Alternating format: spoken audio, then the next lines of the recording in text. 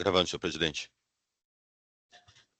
Bom dia, meu nome é Marco Teixeira, declaro aberta a sessão da 5ª Câmara Julgadora do Tribunal de Impostos e Taxas do dia 20 de fevereiro de 2025. Eu cumprimento meus colegas, doutora Sulamita, doutor Ramon, doutor Luiz, cumprimento a representante fiscal, doutora Aline, cumprimento os ilustres patronos presentes e cumprimento também o Jailson, nosso suporte técnico. Aqui, então, vamos para o primeiro processo, é o 5035-907, Tricosméticos, Distribuidora de Cosméticos Limitada. O relator é o Dr. Ramon, e aqui temos a patrona Cristiane Saba presente. Bom dia, doutora Cristiane. Bom dia, excelente. Doutora Cristiane, em nome da celeridade processual, o doutor Ramon já me adiantou que há um pedido de conexão no processo e que ele está dando provimento. Então, eu entendo, se a senhora dispensa a sustentação oral, né? Então, eu vou pedir para que ele faça a leitura do voto e daí provavelmente vai sair a conexão, ok? Tá. Eu declino da sustentação, né? E vou entrar no mérito da questão. Eu acho que é o que vai acontecer. Tá bom. Então, eu passo a palavra ao doutor Ramon para ler a acusação e o seu voto. Obrigado, presidente. Eu vou registrar o voto primeiramente.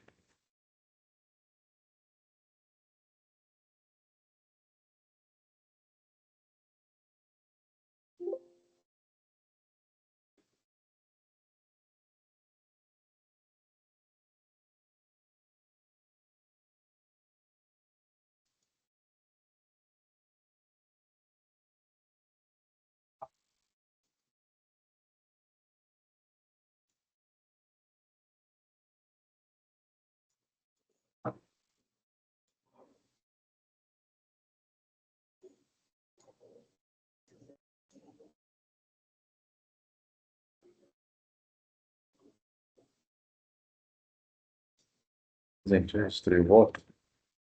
Uhum. De um auto de infração, composto de uma única acusação, que é de deixar de pagar ICMS, ST, no item 9 da decisão, considerando disposto no artigo 7º, parágrafo 1º do regimento interno, considerando ainda que o contribuinte informa que se faz necessário reconhecimento da conexão entre os processos 5012, 4571, 446, 2245, 5035, 9071, devendo ser reunidos para julgamento em conjunto, propõe o encaminhamento do presente processo em diligência à presidência do TIT para apreciar o pedido da parte de julgamento com conexão dos processos do IM 5012, 4571, 446, 2245 e 5035, 9071. É a minha proposta, presidente. Ok, então, o processo está em discussão.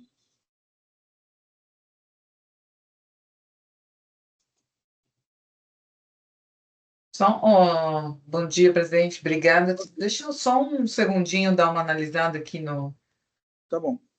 caso.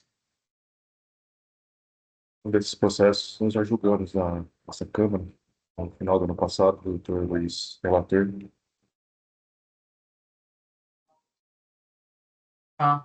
Não, de acordo, tô de acordo, só estava terminando aqui a leitura.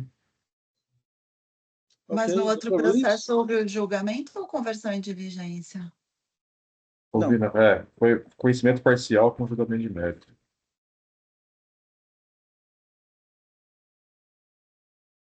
É porque se já houve o julgamento de um dos processos, será que não seria o caso de julgar os demais?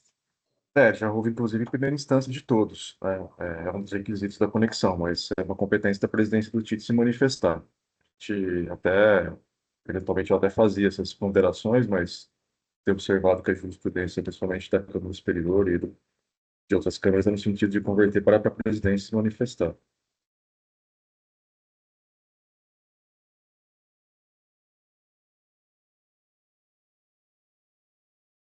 Mais alguma manifestação? Não, né? Então, vou colocar o processo em julgamento, encerrando Deixa eu ver aqui. Nutricosméticos.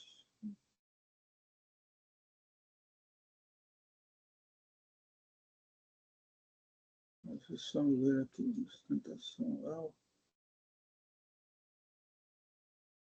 Eu ia pedir só para constar minha presença, né? Sim, exatamente. Por gentileza. É isso que eu estou fazendo.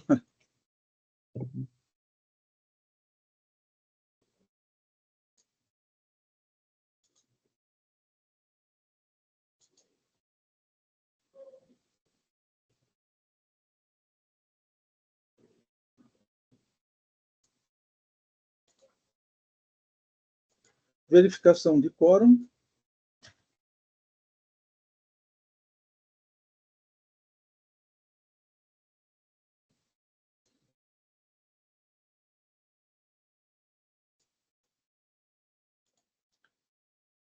Votação iniciada.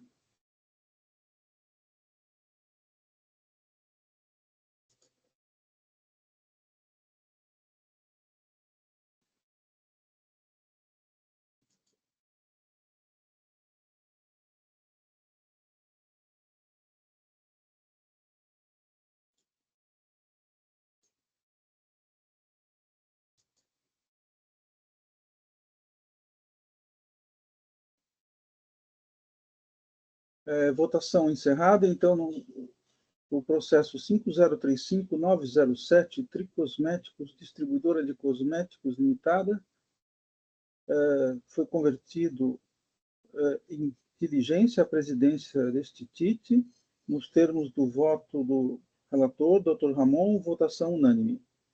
Então, doutora Cristiane, agradeço a sua presença. Se quiser permanecer na sessão, fique à vontade. E se quiser se retirar, também fique à vontade.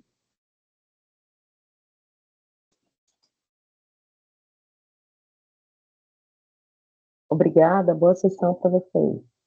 Ok. Vamos, então, aqui ao próximo processo, com pedido de sustentação oral. O presidente encerrou o julgamento.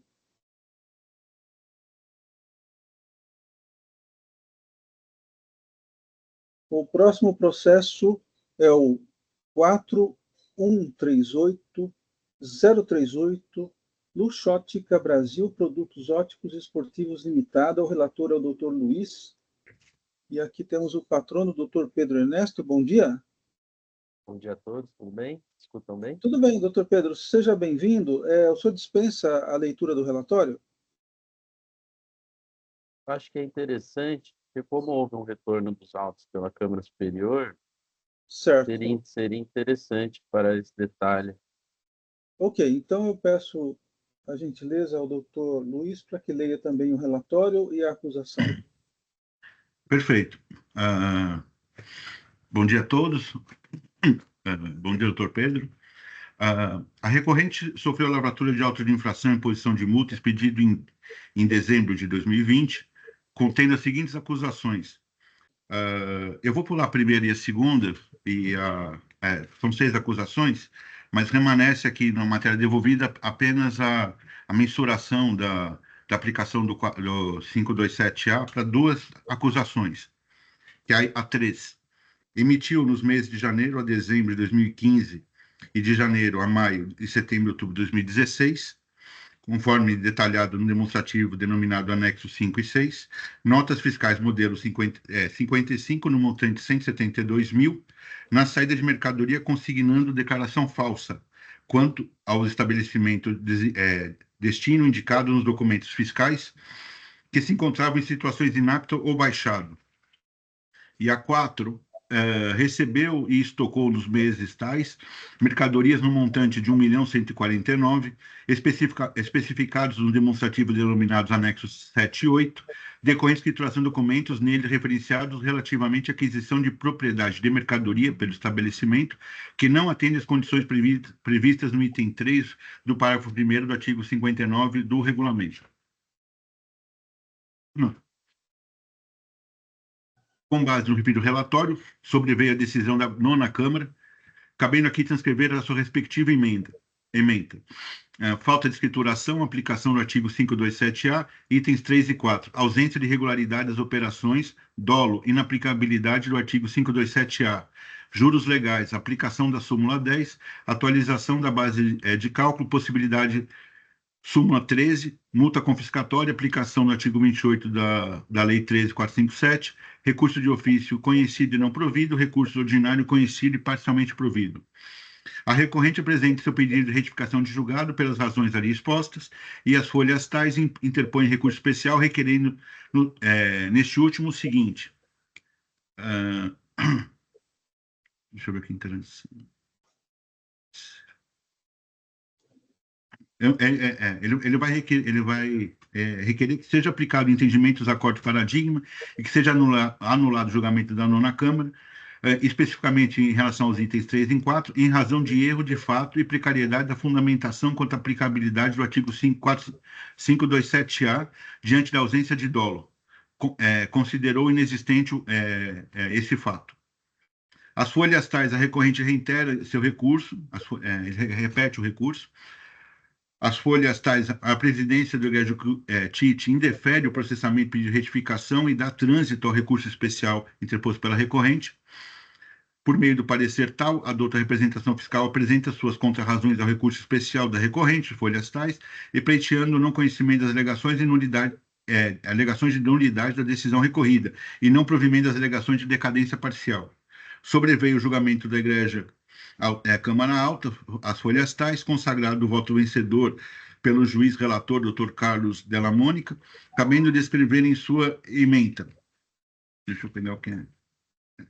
Recurso especial da toada conhecido e provido para declarar a nulidade parcial da decisão recorrida proferida pela nona Câmara por erro e precariedade de fundamentação quanto à aplicabilidade do artigo 527-A do regulamento, as multas especificadas nos itens 3 e 4, por ter utilizado como fundamento a ausência de regularidade nas operações, para justificar suposta conduta dolosa da autuada, deixando de analisar os requisitos de redução e relevação de multa com base no artigo 527-A, devendo haver retorno dos autos a uma das câmaras julgadoras para complemento de julgado, com a devida análise de todos os requisitos, relevação e redução da multa constante no artigo 527-A, preservando a decisão recorrida quanto às demais questões e ficando sobrestado o exame das demais alegações recursais.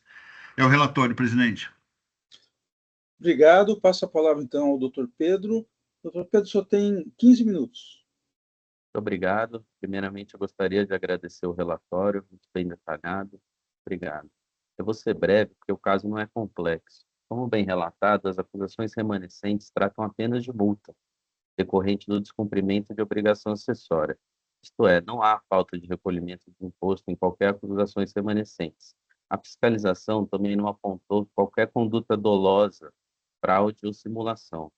E houve o contrário até. A recorrente apresentou nos autos a sua boa-fé e a veracidade das operações. Foi por isso que a Câmara Superior determinou o retorno dos autos, porque não há dolo no caso. Então, deve ser analisado o cumprimento dos requisitos do artigo 527-A para a redução da penalidade. No caso, não há dúvidas de que todos os requisitos estão preenchidos, tanto que, anteriormente, quando no julgamento do primeiro recurso ordinário, a quinta Câmara ela já reduziu os itens 1 e 2 com base no artigo 527-A. Então, o que a gente pede, de igual modo, é que seja aplicado o mesmo entendimento, uma vez que estão preenchidos os requisitos do artigo 527-A, e apenas reiterando que a empresa não é reincidente e seus antecedentes não são desabonadores. É o que eu tinha para falar, eu agradeço a atenção e eu fico à disposição. Muito obrigado. Agradeço os esclarecimentos do outro patrono e também agradeço pela objetividade na sustentação oral. Passo a palavra, então, ao relator, doutor Luiz. Eu vou registrar o voto, presidente. Ok.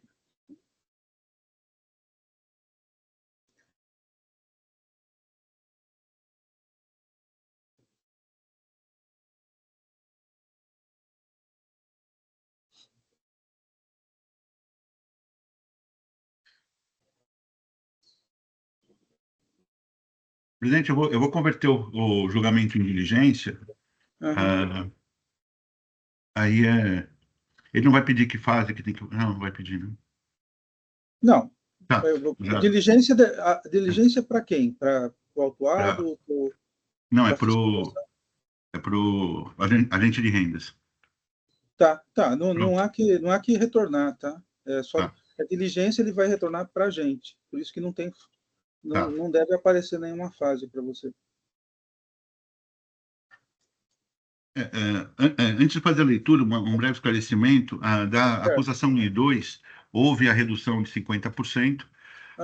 Quanto a 3 e 4, a nona Câmara afastou por entender que teria havido dolo, fraude ou simulação, coisa que não consta dos autos, da acusação. Só que na descrição dos fatos aponta declaração falsa, né? Então, documentos emitidos com declaração falsa, o que é uma característica, inclusive, da simulação, né? Então, analisando os autos, eu não entendi essa conduta praticada, eu não consigo nem mensurar a multa se eu não consigo entender qual foi a ação praticada. Então, eu vou esclarecer o voto nesse sentido, né? Tá? Eu vou começar, já está registrado, eu vou começar no item 11. Antes de tudo, é necessário estabelecer os limites da matéria contenciosa devolvida a esta Câmara Julgadora, haja vista que a autuação já foi submetida ao julgamento pela nona Câmara deste egrégio TIT, com posterior declaração de nulidade parcial reconhecida pela Câmara Superior. Isto porque a egrégia Câmara Superior, declarando como preservado todos os demais termos do julgamento anterior, determinou apenas o complemento do julgado, especificamente no que tange ao exame de todos os requisitos autorizadores previstos no artigo 527-A, para o fim de eventual relevação ou redução de multas, especificamente sobre os itens 2.3 e 3.4 do auto.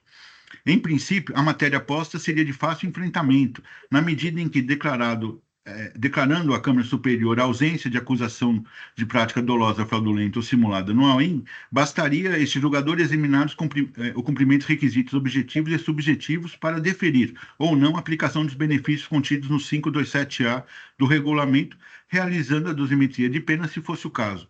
Em outras palavras, caberia verificar, aí são todos os requisitos objetivos, né? No 15. Nessa linha, seguindo a previsão do artigo 136 do CTN, que estabelece em sua alma que a ausência de conduta ardil não exime o contribuinte da infração, seria possível aferir a intensidade e alcance da pena, por decisão motivada, valorando e sopesando cada um dos critérios da norma penal, bem como, se socorrendo das circunstâncias individuais do caso concreto, cotejando o coerente comprobatório dos autos, cujo conjunto fica sujeito à experiência e cultura jurídica daquele que julga, tudo sem afastar os princípios constitucionais que permeiam o regime das sanções tributárias. Dentro desse contexto, entendo que o feito não comporta julgamento sem a realização de diligência, uma vez que as circunstâncias individuais do caso concreto não permitem um adequado exame da conduta praticada pela recorrente. Isso porque, apesar de não ter sido tipificada a conduta ardilosa, consta da acusação contida no item 2.3 a prática de emissão de documentos com declaração falsa, nos seguintes dizeres. Aí eu transcrevo a acusação. Esta situação exigiu muita reflexão, uma vez que, ao mesmo tempo que não se justificaria a aplicação de qualquer benefício de redução quando o contribuinte insere declaração falsa no documento fiscal, não posso deixar de observar que tal caracterização de falsidade estaria escorada numa situação de inaptidão ou encerramento de inscrição estadual do contribuinte destinatário, fazendo surgir dúvidas da conduta então praticada pela recorrente. Analisando o relatório circunstanciado de folhas tais, é possível extrair apenas a seguinte afirmação do agente de rendas. Ele só fala que a operação é com declaração falsa, por conta de inaptidão. Nos autos, ou melhor, na acusação, não é possível identificar qualquer outra situação fática que esclarecesse as conclusões da autoridade autuante, que se limitou a juntar extensa relação de chaves de notas, folhas 16 a 2.700, subdividido em anexos, e algumas notas fiscais, 30 notas, o que denotaria a necessidade de aclarar a tipificação. Isso porque, para fundamentar a ocorrência de operação realizada com outros contribuintes em situação irregular, teria o agente de rendas que indicar os atos oficiais publicados no Diário do Estado ou outro documento equivalente que atestasse o estado de inaptidão ou baixado dos destinatários no momento da operação. Ademais, em se tratando de notas fiscais eletrônicas, ao submeter o documento ao processamento e autorização para emissão do fisco estadual, o natural seria sua rejeição nessa hipótese, com a informação eletrônica da ocorrência de irregularidade fiscal ao do destinatário, vez que não se pode emitir documento fiscal para contribuinte inapto ou baixado. Isso porque o sistema eletrônico da nota fiscal não permite o contribuinte valide o documento e prossiga com a operação caso o destinatário esteja em situação irregular perante o fisco. Ou seja, em última conta, a nota fiscal teria que ser automaticamente rejeitada. Logo, da mesma forma que esse jogador jamais ficaria confortável em reduzir ou relevar multa fundadas em documento forjado com declaração falsa, também assim o ficaria, caso mantivesse uma pena, quando diante de eventual situação impossível, com vício de acusação obscura. É verdade que a primeira instância converteu o feito em diligência exatamente para verificar idêntica situação, folhas tais o que fez nos seguintes termos, aí eu transcrevo. Em resposta, o agente de renda se limitou a juntar os CADESP, sem apresentar qualquer esclarecimento entre o fato imputado e os efeitos dos cadastros, tardiamente trazido aos autos, diga-se. Mesmo dentro desse cenário, foi preferida decisão de piso, de onde extraio. Aí eu transcrevo a decisão, que basicamente o juiz de primeira instância falou que era irrelevante a verificação do momento da baixa, ou inaptidão, em que se peça o imenso saber do julgador tributário, ouso divergir o entendimento, vez que a grande questão extraída nos autos diz respeito à possibilidade dada ao fisco estadual, segundo nos autos, de autorizar a emissão de nota fiscal para contribuinte inapto e baixado. Fato é que a recorrente apresentou em seu recurso de ofício extensa explanação com cotejo de fatos imputados frente às previsões normativas, em especial portaria CAT e atos administrativos citados, que impediriam a emissão de nota para destinatários com situação cadastral irregular. Depois de ponderar sobre tais alegações, não é possível, inclusive, determinar se a recorrente teria conseguido burlar os próprios normativos que ventila, ou se o destinatário sofreram modificação da situação cadastral depois da realização das operações. O que se percebe nos autos é a conclusão de que, se o Estado realiza a fiscalização, incluindo atividade de verificação de declaração prestada por particulares, que os colocam em situação regular no momento da emissão do documento, não poderia o Estado se ocorrer da alegação de que os documentos emitidos com sua autorização não poderiam ser a ele mesmo oponíveis. Ademais disso, entendo que não cabe a esse julgador tomar extensa relação de notas para comparar com os CADESP e deduzir quais as razões da imputações, vez que isso é ônus, salvo o melhor juízo, de quem acusa. Assim, necessário a diligência para esclarecer a situação. O item 3.4 segue a mesma sorte, por entender também que não está clara a acusação que se limitou em dizer, aí eu transcrevo, ao tema, o relatório circunstanciado apenas menciona que é relativamente à aquisição de mercadorias pelo estabelecimento que não atende às condições previstas no item tal do artigo 59. Em busca da verdade material, principalmente para verificar a possibilidade de redução ou relevação da multa, examinei as alegações da recorrente, tendo ela, recorrente, apresentado fortes indícios a tal devolução de mercadoria, entre outras hipóteses ali trazidas. Ora, me curvando ao julgamento proferido pela Igreja da Câmara Superior, esse julgador entende que não lhe foi devolvido o julgamento da infração propriamente dita, vez que foi limitada a constatação dos preenchimentos do 527-A. Porém, na argumentação, a recorrente traz diversas situações que recaíram sobre o conjunto de notas contidas no item 4. Ou seja, para compreender exatamente a realidade fática sobre cada conjunto de notas, no caso concreto, é de fundamental importância para oferir o alcance à conduta praticada, de forma a permitir a melhor aplicação da dosimetria da pena. De outra forma, sem compreender exatamente qual seria o erro da recorrente em cada um dos conjuntos de notas por ela indicados, e sem haver a distinção delas no auto, impede oferir a intensidade e alcance da pena por decisão motivada, valorando cada um dos critérios da norma penal, de acordo com circunstâncias individuais do caso concreto. Por essa razão, entendo que o feito também deve ser convertido em diligência para este item, uma vez que fazem necessários maiores esclarecimentos da situação fática. Do exposto, voto pela conversão do presente julgamento em diligência para que o agente de rendas esclareça. Com relação ao item 2.3, se seria possível a recorrente emitir notas fiscais para destinatários baixados ou declarados inaptos, considerando quanto disciplinado nas portarias tais e atos administrativos tais. deverá o agente de rendas elaborar demonstrativo detalhado contejando as notas fiscais contidas nesse item com a data de inaptidão e baixa das inscrições estaduais dos destinatários, ou seja, com destaque da data da emissão de cada uma das notas e as datas que foram reconhecidas as irregularidades cadastrais, inclusive apontando eventuais efeitos retroativos de atos administrativos correspondentes. Ademais, a recorrente está em seu recurso extensa explanação fática, descrevendo em alguns casos teria ocorrido o retorno da mercadoria e em outros teria juntando comprovante de pagamento. Assim, para melhor desometria, deve o agente de rendas fazer maior esclarecimento se, para situações diversas, a conduta da recorrente seria similar ou se deveria ser mensurado agravantes para determinadas ocorrências. Com relação ao item 3.4, considerando as diversas situações das operações descritas pela recorrente às folhas tais, deve o agente de rendas identificar e individualizar os equívocos cometidos pela recorrente para cada grupo de notas fiscais por ela indicado, de forma a permitir a correta motivação para eventual aplicação de dosimetria da pena, se for o caso. Após manifestação do agente de rendas, os autos devem ser encaminhados para a recorrente para sua manifestação, alertando que a juntada de novos documentos deverá seguir o previsto no artigo tal, artigo 19 da Lei 13.457, em vista dos limites residuais da matéria devolvida pela Igreja Câmara Superior. Por fim, na sequência, os autos devem ser encaminhados para a douta representação fiscal para que apresente seu parecer em complemento, retornando o feito para julgamento. É como voto, presidente. Agradeço o voto bem detalhado do ilustre relator. Eu coloco um processo em discussão, mas eu tenho algumas dúvidas aqui, doutor Luiz, se eu puder me esclarecer. Claro. Porque, assim, já passou pela Câmara Superior, né? Eu estou querendo entender o que foi definido pela Câmara Superior, porque me parece que a Câmara Superior determinou para que se analisasse a dosimetria. E aí, porém, eu fiquei com dúvida na questão do dolo, porque parece que se a Câmara Superior entendeu que deve voltar, então a questão do dolo já foi resolvida pela Superior, ou seja, não há o dolo. Aí o senhor colocou no seu voto uma questão que eu acho importante.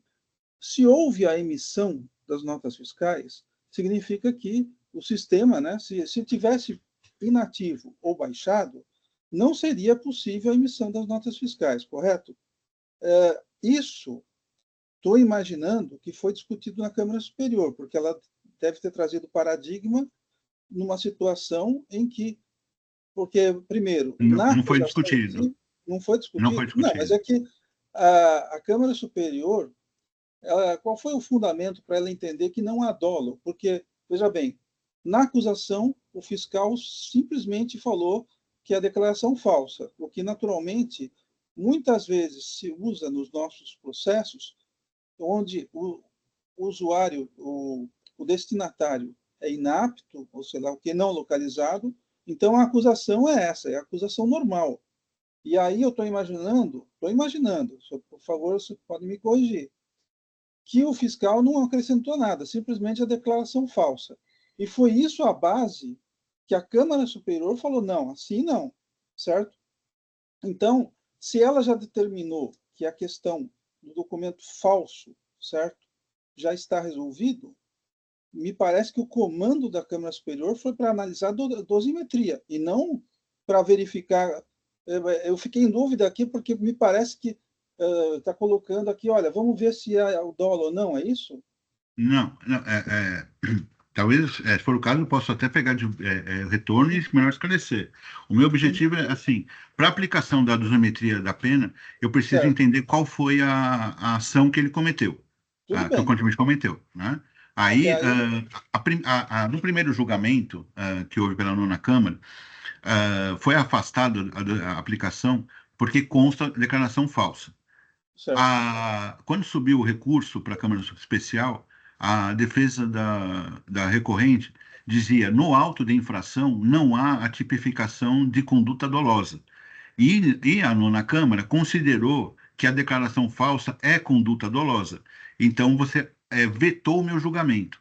E aí a Câmara Superior deixou de analisar, sobrestou outras questões para ser analisadas, inclusive a decadência parcial, e mandou complementar o julgamento para fazer para depois enfrentar o recurso especial pelo todo, foi o que eu entendi, né? Então, tanto que eu começo meu voto dizendo que seria muito fácil o voto, né? Eu vou fazer, ver se preenche os requisitos e etc. Eu não posso dizer que não preenche os requisitos por conta da declaração falsa, porque isso foi afastado pela Câmara Superior. Certo. E sem entender qual foi a ação praticada, se houve burla do sistema, ou se ele retornou, ou se tem efeito retroativo, e não foi juntado os atos de cassação de inscrição ou de inaptidão, eu não consigo saber qual foi o que ocorreu no caso concreto para permitir essa situação. E eu não consigo aplicar a dosimetria. Porque eu não vou falar que ele tem direito a fazer os benefícios do 527 com uma declaração falsa, sem eu entender as razões dessa declaração falsa. Porque, para mim, a acusação ou é obscura, eu acho que é um pouco obscura, porque no relatório circunstanciado não fala por que ele conseguiu emitir a nota para uma empresa baixada. Então, aí eu teria que. Eu negaria a aplicação do benefício, mas exatamente pelo fundamento que a Câmara Superior falou que não deve ser aplicado, que seria a má-fé. Então, eu preciso que o fisco esclareça qual é o ato, tanto que eu deixo claro que eu estou me curvando à decisão e não estou atacando a infração propriamente dita. Mas, assim, respeito o saber dos meus colegas, mas, assim, eu não consigo aplicar o 527A sem entender qual foi o ato praticado. E nos autos, para mim, não tem esse ato praticado. Eu entendo a sua argumentação, vou pensar um pouco mais, mas eu só acho um ponto aqui que me causa estranheza. Se realmente houve uma burla ao sistema, porque, olha, para mim, quando eu vejo isso aí, penso em todos os autos que eu já vi, é o seguinte: se a declaração falsa, isso é típico do nosso sistema, o cara coloca e depois ele comprova que a época dos fatos estava ativo e depois tem o PCN, etc. Se esse argumento de burla ao sistema, de que ele explique, que o fiscal explique como foi emitida essa nota, isso aí já deveria ter sido feito no auto de infração. E ele falou assim: olha, a declaração é falsa porque, apesar do estar claro, já estar inapto, não seria possível ele emitir a nota, mas ele utilizou-se de um esquema fraudulento para emitir a nota. Eu entendo que esse ponto não pode ser mais colocado nesse processo, entendeu? Deveria ter sido aventado desde o começo. Então, especificamente esse argumento, eu realmente não concordaria. Talvez outros pontos que pudessem ser esclarecidos pela diligência para analisar um pouco a dosimetria, me parece possível. Mas eu só estou dizendo assim, esse argumento de burla ao sistema, que implicaria em dolo, nesse caso, eu acho que neste momento processual, para mim, não cabe. Mas, de qualquer forma, Mas parece presidente, que... não. Mas, desculpa, não. Não, pois não. Não, pode prosseguir, presidente, desculpa. Tá. Me parece que se o doutor Pedro tiver um esclarecimento de fato, doutor Pedro, o senhor tinha levantado a mão, é isso ou não? Por favor, presidente, Esclarecimento de fato, por favor. E uma questão de ordem também. A Câmara Superior determinou o retorno dos autos porque não há dolo. Isso já foi provado, como bem apontado por Vossa Presidência, agradeço a intervenção. E um outro ponto é que, se essa diligência for feita, vamos pedir que seja devolvida a questão de nulidade do auto, pois se não é possível entender a acusação, então o auto é nulo. Eu gostaria de chamar essa questão de ordem. Muito obrigado. Ok. O doutor Ramon, por favor. Obrigado, presidente. Presidente, eu acredito que compreendi o que o doutor Luiz compreendeu do processo, na medida em que um dos critérios para analisar a dosimetria da pena é a proporcionalidade que é aferida com base no comportamento do contribuinte. Então, a despeito da acusação de se tratar de emissão de documentos com declaração falsa, e aí o comportamento do contribuinte em relação à transação é importante para a consideração da boa-fé, mas também é importante para a dosimetria da pena. E no caso, pelo que me parece, eu analisando o processo superficialmente, de forma bastante rasa, porque não tive a oportunidade de analisar com antecedência, me parece que não tem um PAC-PCN que define a data ou se houve eventual alteração cadastral do destinatário das mercadorias. Porque, no meu sentir, se fosse o relator também ficaria com essa dúvida, me permite saber se, de fato, o contribuinte conseguiu emitir a nota fiscal porque a empresa estava apta no momento, ou se, e depois, posteriormente, foi inabilitada, ou se a empresa já estava inapta, e aí, por algum motivo, o sistema permitiu que o contribuinte emitisse essas notas fiscais, o que, um caso ou outro, seria favorável ou contrário ao comportamento do contribuinte. Então, a despeito do Dr. Luiz não poder entrar no mérito da questão da boa-fé, que já foi julgado, e a devolução foi exclusivamente para a dosimetria, eu entendo que faltam aí elementos para que o Dr. Luiz possa formar uma convicção dele, principalmente com relação à conduta do contribuinte. Se a Câmara Superior já definiu que é caso de aplicação do 527, ou seja, de que não há impedimento, pelo menos pela questão do dolo, fraude e simulação, tendo até que talvez poderia ser analisada a questão da simulação se tivesse sido, né, se tivesse sido alegado lá atrás. Parece também que não, pelo Dr. Pedro que disse. Mas, enfim, para fim de dosimetria, o comportamento também é importante. E esse dado, para mim, e acredito também para o Dr. Luiz, é um dado importante, e que não macula o auto de nulidade. O fiscal formou convencimento de declaração, pelos motivos que foram declinados ali. Não está obscura a acusação. O que está obscuro é o comportamento do contribuinte, e o comportamento do contribuinte merece um esclarecimento por parte do fiscal. Então, eu entendo, doutor Luiz, parabenizo pelo voto, vou acompanhá-lo se assim prevalecer. Só para deixar claro, eu não estou querendo verificar a boa-fé ou não do contribuinte, né? Até porque não Claro, cabe nem, claro. independente do julgamento da Câmara Superior, não cabe a nós melhorar ou piorar a acusação. Nós temos que julgar a situação como está, né? O que eu estou pedindo, inclusive, que eu acho de muita importância, o doutor Ramon acho que até abriu o processo, são mais de 2.000 páginas de notas, né? De relações de chaves de notas, separadas em anexos, né? E o que eu estou pedindo é para que seja agrupado as notas com a data de cancelamento da aptidão. Porque, assim, se elas foram. Se o recorrente operou com uma empresa por 4, 5 anos, depois vem um cancelamento com data retroativa e tal, é um comportamento. Se ele está centralizado com determinado grupo de clientes que ficam funcionando por pouquíssimo tempo, é outro tipo de comportamento. Se todas aquelas notas são de inúmeros contribuintes que foram inaptos, é um outro comportamento. Eu não consigo entender. A acusação por si só me causa dúvidas, né? Qual que é o elemento mas a gente não pode analisar. Eu deixei claro que eu estou me curvando à decisão, mas eu preciso ter a dosimetria. Se eu não entender qual foi o ato e nem qual a intensidade que ele operou com cada um dos seus clientes, fica difícil. E essa informação não tem no processo. E então, assim, pela declaração, não é que eu estou pedindo para verificar se houve ou não houve má-fé, em hipótese nenhuma. Eu peço para elaborar uma planilha que demonstre o ato do contribuinte.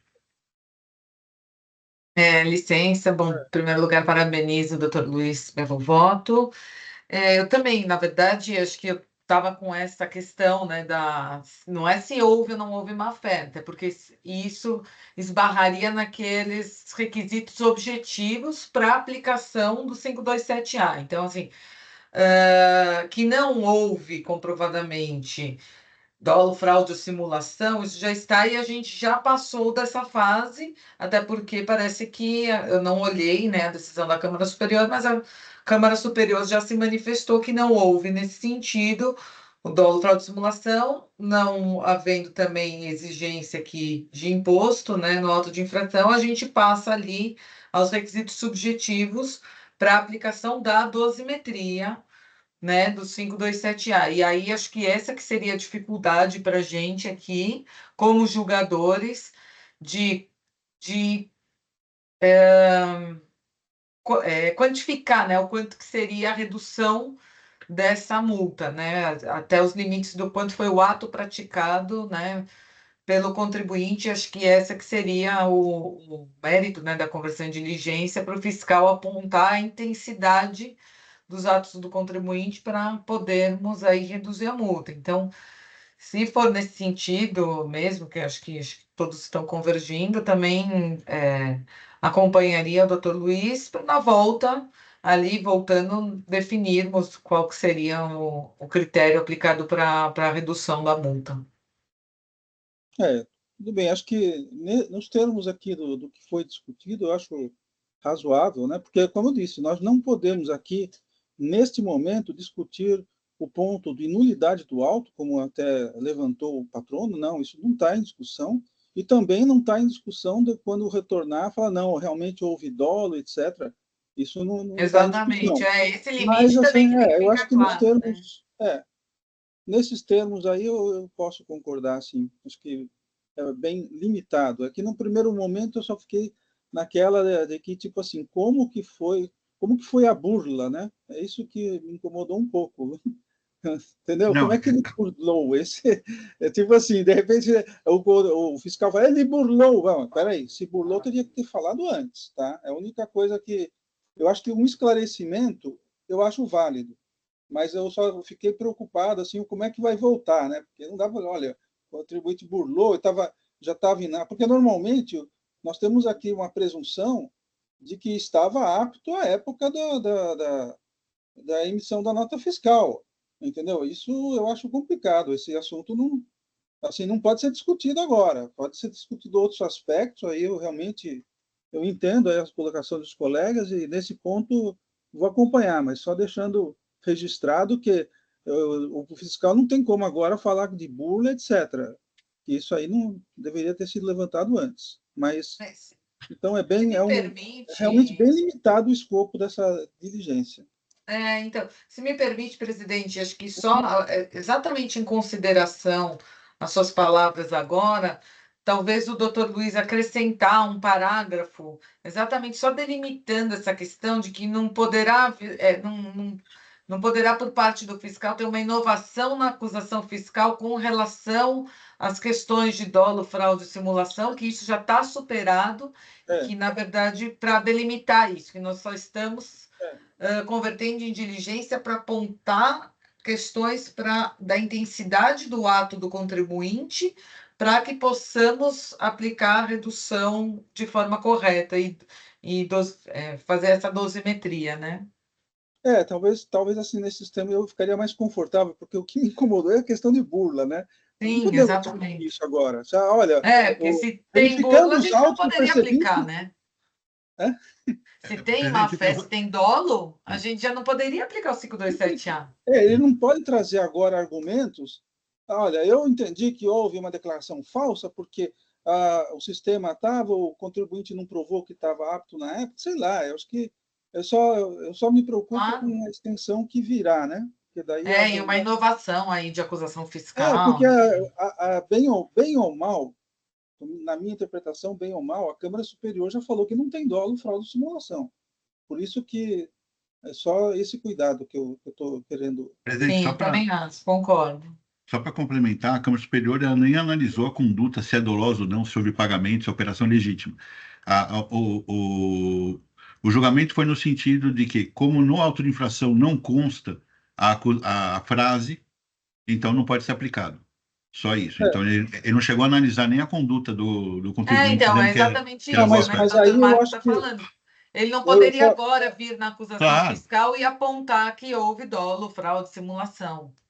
eu não sei se eu entendi bem, doutor Luiz, mas no meu entendimento, a Câmara Superior já falou que não tem dolo. Esse ponto ele já está pacificado. Não podemos agora, com base em fatos que seriam trazidos, tá, concluir que houve dolo. Agora, isso aí é esse ponto que eu só quero ressaltar, né? Acho que elementos para avaliar a conduta, sim.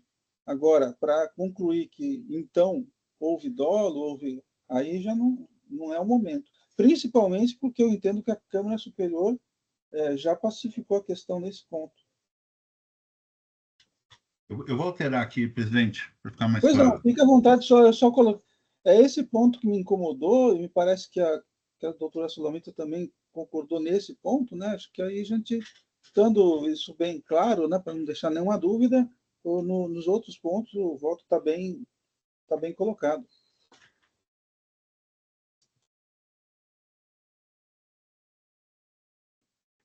Gente, licença.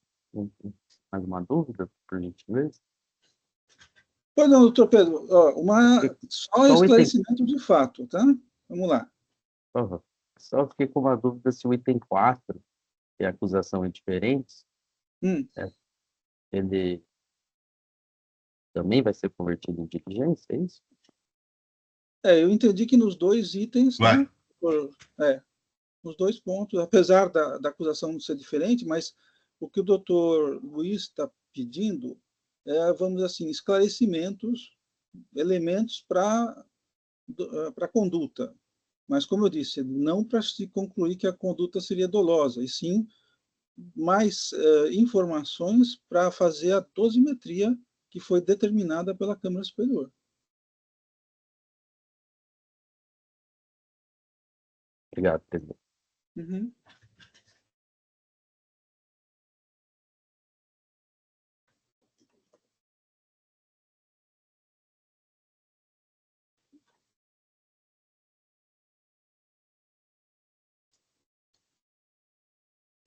Gente, eu estou fazendo uma leitura da decisão da Câmara Superior, vai ficar para o momento posterior, mas só para colocar em debate aqui, me parece que a decisão foi no sentido de complemento de julgado, com a devida análise de todos os requisitos da relevação e redução da multa, constante do artigo 527-A. Então, a despeito do que nós debatemos aqui, parece que a única questão que foi analisada pela Câmara Superior foi a questão da não acusação de dolo. Então, eventualmente, o doutor Luiz até citou aqui, no retorno da diligência, no meu sentido, poderia ser analisado, sim, a questão da simulação, na medida em que não abrangeu as discussões aí, lógico, a depender dos limites objetivos aí que compuseram tanto o recurso ordinário quanto como as contrarrazões. Então, me parece que não é simplesmente os requisitos de dosimetria que devem ser analisados, mas é um convencimento pessoal. Vamos deixar isso para o debate depois, só o Dr. Luiz verificar se é isso mesmo. Foi esse Não. entendimento que eu tive. Quando você lê todos os requisitos, né, dá a impressão que nada foi analisado, então a matéria seria de amplo espectro. Mas, na realidade, as razões do motivo, as razões do recurso especial é exatamente dizendo que na acusação não consta dolo, fraude e simulação. E essa parte que foi conhecida, entendeu? Então, claro que se fosse um julgamento mais do que perfeito, estaria escrito: analise todos os efeitos, exceto a má-fé. Mas não está escrito, mas Perfeito, as perfeito, razões de Luiz, recurso obrigado. são essas, né? Obrigado, foi isso mesmo, perfeito. Presidente, eu coloquei no dispositivo: diante do exposto, voto pela conversão do presente julgamento em diligência para que o agente de rendas, dentro do limite da matéria devolvida pela Egregia Colenda Câmara Superior, ou seja, de que não houve conduta dolosa, simulada e fraudulenta, para fins de melhor compreensão da conduta e aplicação de eventual dosimetria, esclareça. Aí é a mesma coisa. Ok.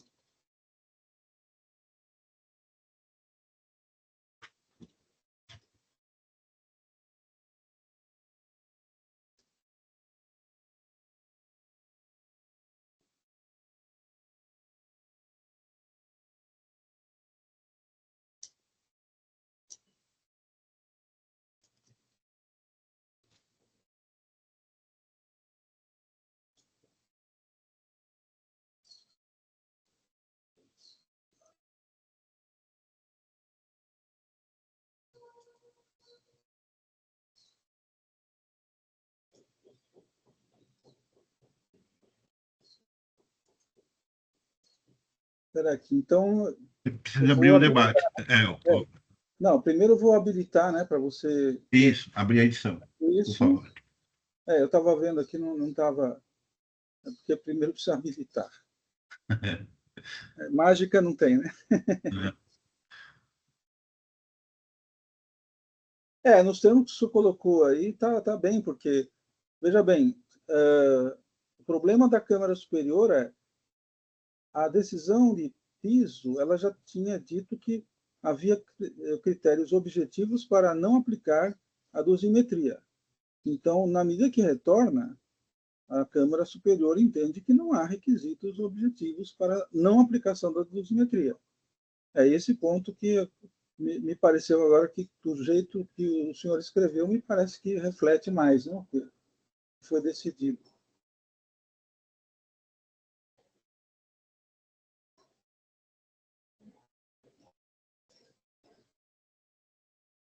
Alterado, presidente. Ah, não, alterado.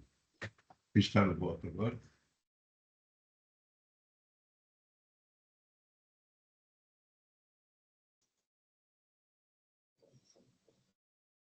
Registrado, presidente. Tá, só vou dar uma... Ah,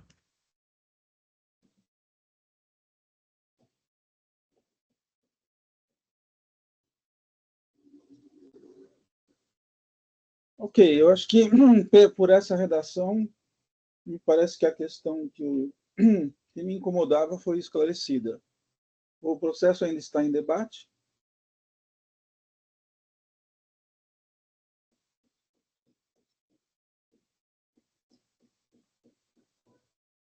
Bom, não havendo inscritos, encerrando os debates. Verificando o quórum.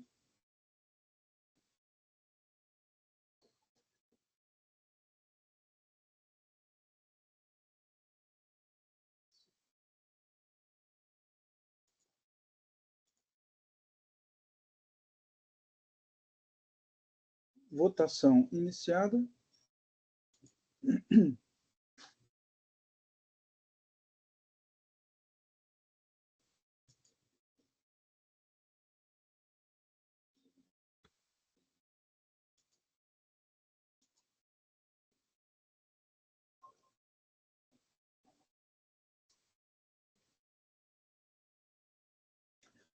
Votação encerrada. Então, no processo 4138038 da Luxótica Brasil Produtos Óticos Esportivos, o processo foi convertido, o julgamento foi convertido em diligência ao fiscal e também para o contribuinte, para esclarecer questões nos termos do voto do relator, votação unânime.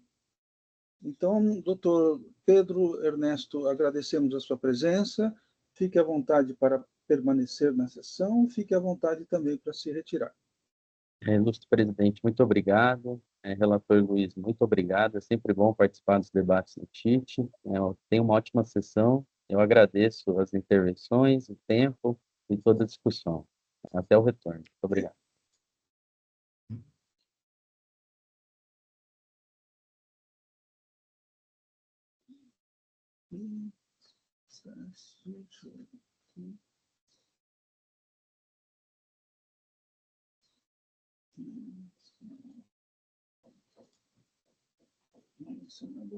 Próximo processo é o 5036717, Eucatex Indústria e Comércio Limitada.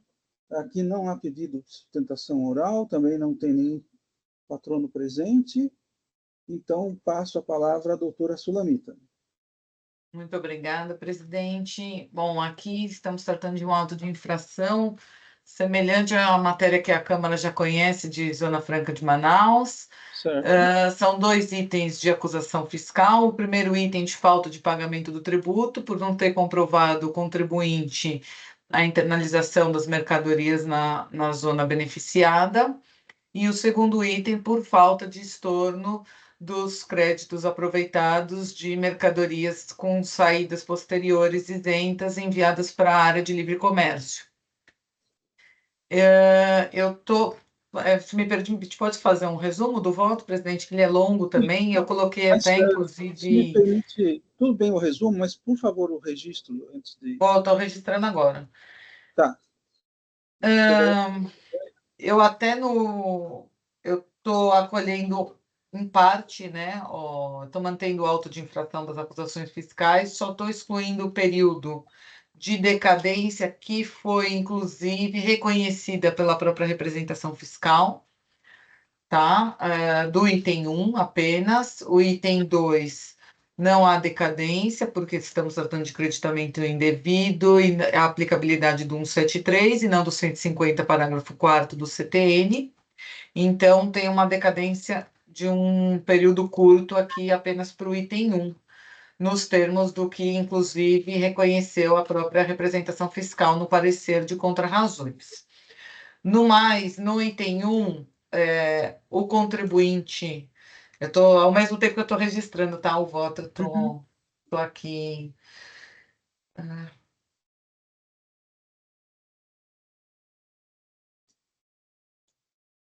Com relação ao item 1, o contribuinte não comprovou realmente a internalização das mercadorias, ele trouxe uma vasta documentação fiscal, que eu mesma fiz o cotejo com os itens de acusação fiscal do anexo 3, das operações do anexo 3 do auto de infração, e os documentos que constam ali não dizem respeito àqueles itens de acusação fiscal. Então, não daria nem para analisar se esses itens seriam aptos a comprovar a internalização ou não. Então, ele realmente não trouxe provas de que houve a internalização e o destino das mercadorias foram para a Zona Franca de Manaus. E com relação ao item 2 do estorno, tem aquela discussão, né, se equipararia a uma exportação e aí não precisaria fazer o estorno ou não, porque esses 3 estados de destino, eles não aderiram ao protocolo ICMS 52 de 2011. Mas eu juntei a decisão da Câmara Superior, né, que baliza o tema, que fala que sim, que nesses casos deveria ter estorno.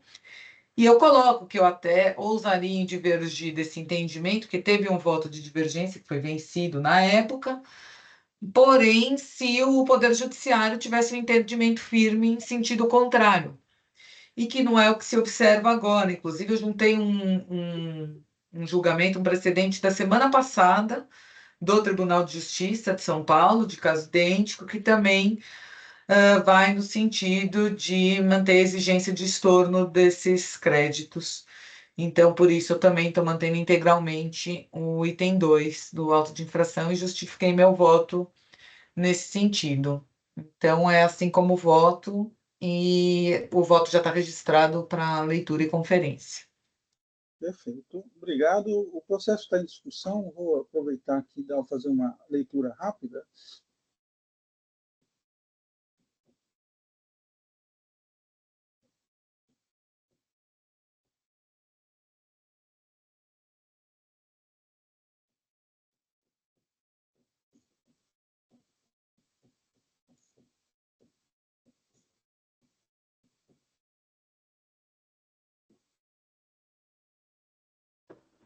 Presidente, Pois não? preparando a doutora Sulamita, é um tema que nós temos debatido há bastante tempo aqui na Câmara. A doutora Sulamita sempre aperfeiçoa, né, confirmando que o entendimento que a Câmara adota é condizente e adere ao posicionamento do Poder Judiciário. Então, eu vou parabenizá-la e acompanhar integralmente.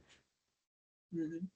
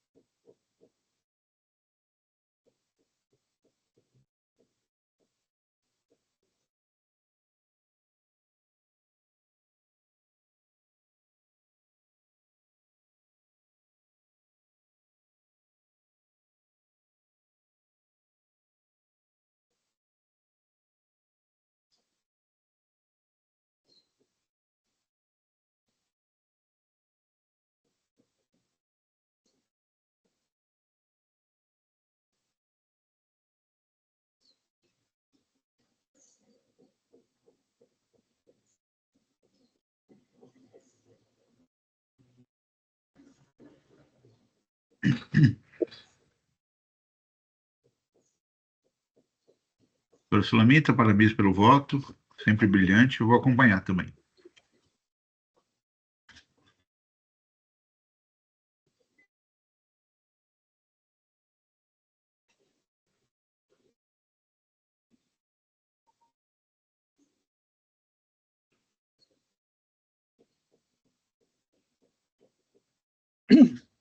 Realmente parabenizo o voto, bem didático, detalhado, tá? Eu também vou acompanhar. Não havendo mais nenhuma manifestação, eu vou encerrar os debates.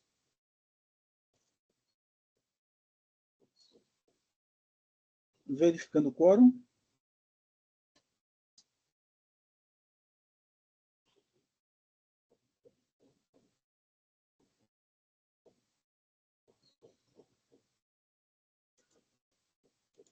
Votação iniciada.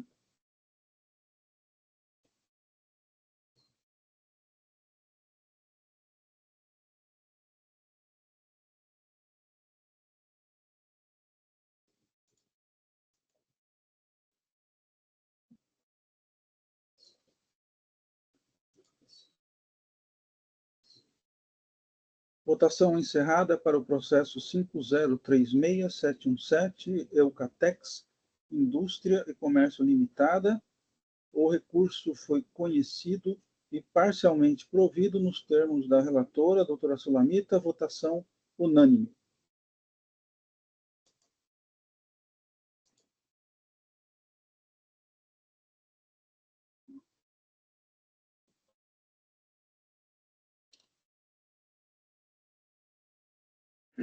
Com isso, passo para o próximo processo, 5036754, Liotécnica Tecnologia em Alimentos. O relator é o Dr. Ramon. Não há pedido de sustentação oral.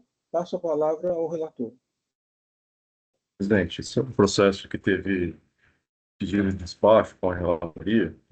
À medida em que nós não temos um regulamento para esse despacho, eu tenho por hábito trazer o processo para outra sustentação oral na Câmara, para uma garantia prerrogativa do advogado do artigo 7º, inciso 8º, mas aparentemente o advogado deixou esvair a oportunidade, não compareceu, inclusive no e-mail que enviei, solicitei que fossem juntados memoriais que não foram juntados, e por questões de saúde também não consegui concluir o voto, então eu não trouxe voto por esse processo, eu peço que o senhor devolva para a pauta, se for o caso, já pautá-lo para a próxima sessão.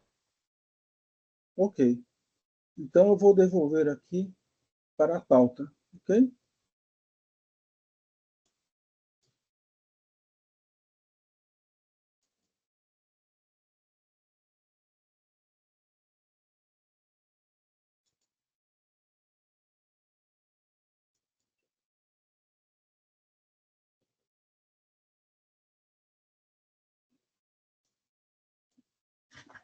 Passemos, então, para o último processo da pauta, 5036482, Luvix Comércio, Importação e Exportação S.A. Não há pedido de sustentação oral, também não há nenhum patrono presente. O voto já está registrado. Eu vou passar uma leitura rápida, na medida que ele já estava disponível, mas eu fico à disposição para maiores esclarecimentos. Então, o AIN trata de duas acusações. Deixou de pagar ICMS decorrente de operações de saída de mercadoria tributada e omitida ao fisco. Apurado por meio de levantamento fiscal específico realizado com fundamento no artigo 509 do RICMES, item 1.1. Recebeu mercadorias sem documentação fiscal, sendo que os valores foram apurados por meio de levantamento fiscal específico nos termos do artigo 509 do RICMES, item 2.2. Conheço do recurso porque presente os requisitos para sua admissibilidade. O autuado alega, em preliminar, a nulidade da lavratura do AIN, por não haver descrição com exatidão da diversidade de notas fiscais geradoras do auto de infração e não haver a especificação da exigência que foi descumprida, o que supostamente impossibilitaria a apresentação da defesa particularizada. Do exame dos autos, não verifico qualquer nulidade na constituição do crédito tributário, uma vez que o douto FRE autuante seguiu rigorosamente as previsões disciplinadas no CTN, tendo sido oportunizado ao recorrente livre exercício do contraditório e ampla defesa, com a possibilidade de apresentação de provas, inclusive antes da lavratura do AIN. Pode-se facilmente extrair do AIN a matéria tributada, inclusive no que se refere à valoração qualitativa e quantitativa da situação fática que determinou as acusações e a incidência tributária, com informações precisas, minuciosas e suficientes para compreender a natureza e circunstância motivadora das infrações que foram imputadas, com a indicação dos dispositivos capitulados pelo fisco como violados pelo recorrente, os quais guardam total nexo e coerência com as acusações. O contribuinte foi notificado sobre uniformização dos códigos e produtos encontrados em sua escrituração fiscal digital, nos blocos tais, após retificou os arquivos referentes aos meses tais.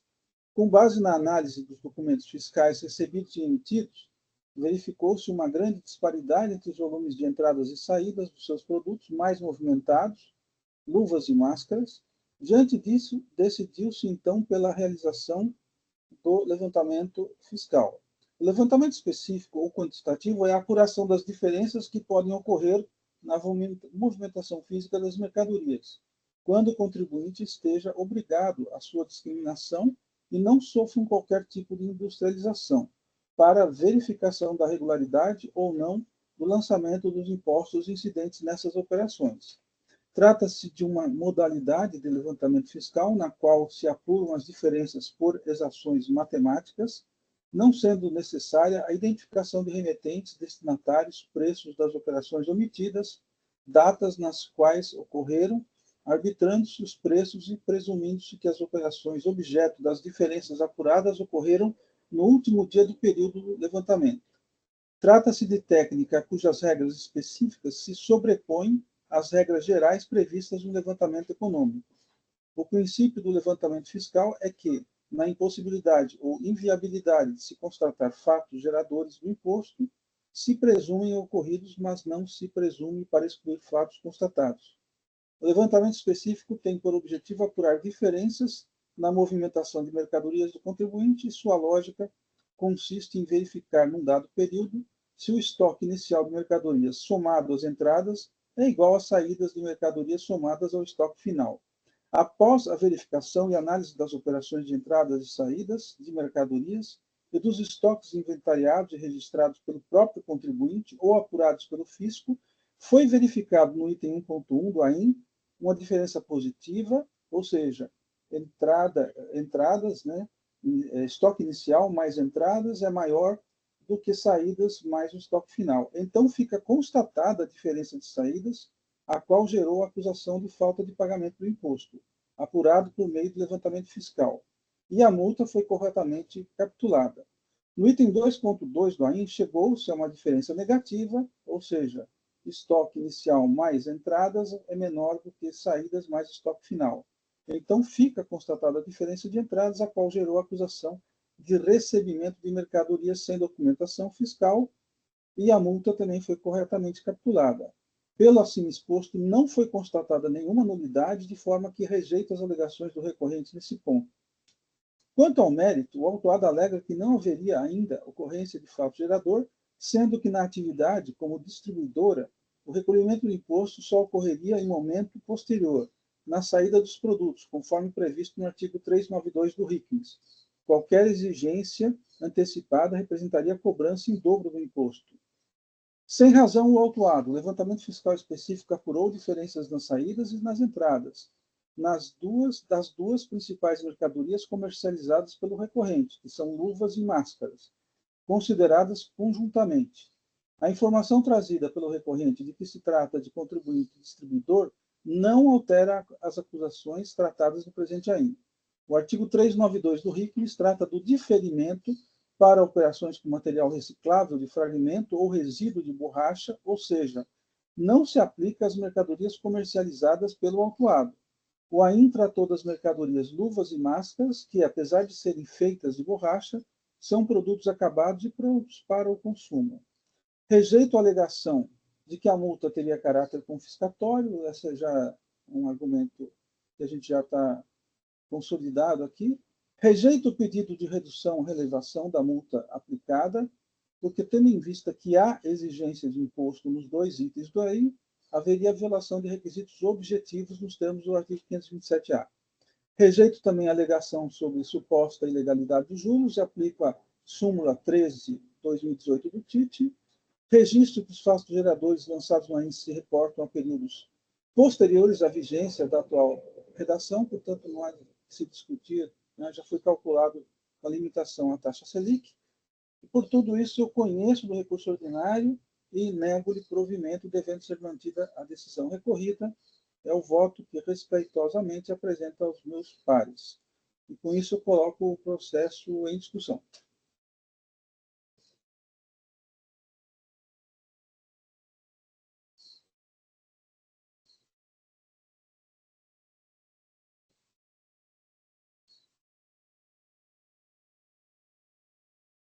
Presidente, vou acompanhar.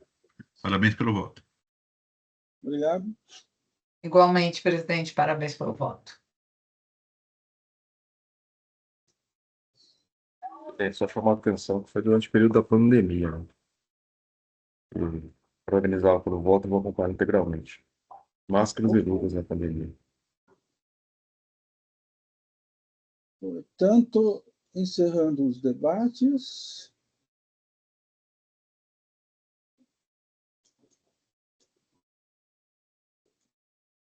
Verificando o quórum.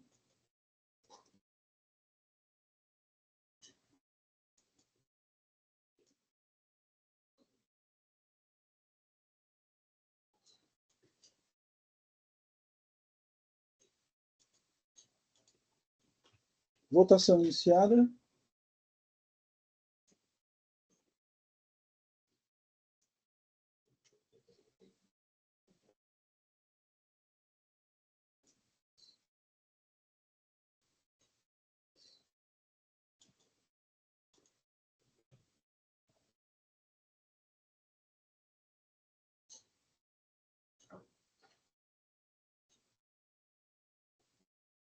Votação encerrada. Então, no processo 5036.482, Luvix Comércio, Importação e Exportação S.A., o recurso ordinário foi conhecido e negado provimento nos termos do voto de minha relatoria, votação unânime.